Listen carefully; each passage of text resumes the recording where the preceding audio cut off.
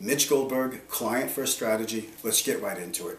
If you could understand this one thing that I'd like to share with you, you could become a better stock investor. The key here starts with understanding the potential up and down volatility of the individual stocks in your portfolio. Every stock has something called beta. Now, B-E-T-A, beta, if a stock has a beta of 2, that means it'll go up or down twice as much as the S&P 500, meaning it's twice as volatile as the index. If a stock has a beta of 0.5, that means it has half the volatility of the index. So I'll give you an example. If the stock market goes down, the S&P 500 by 2%, a stock with a beta of 2 would probably go down about 4%. If the stock market went up about 5%, a stock with a beta of 2 would probably go up about 10%.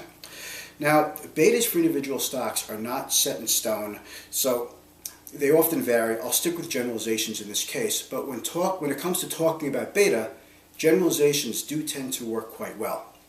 Now, historically, industrial, energy, financial, and tech stocks often have higher betas than the S&P 500, while stocks like utilities, healthcare, and consumer staples, think food and beverage, they typically have lower betas than the S&P 500.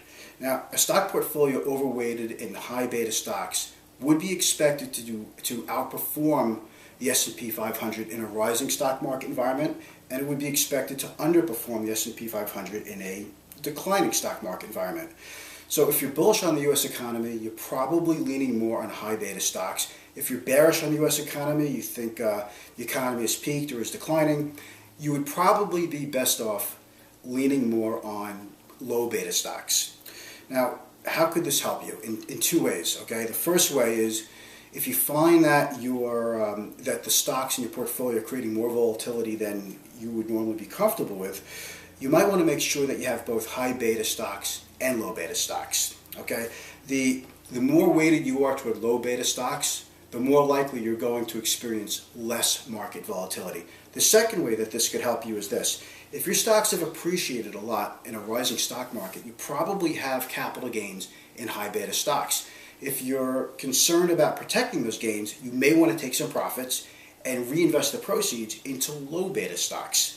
So the bottom line is that by having a general understanding of beta, you may potentially gain a better understanding of your portfolio, and that could potentially help you become a better investor. So thanks for watching. Please email me your comments to mgoldberg@clientfirststrategy.com. See you next time.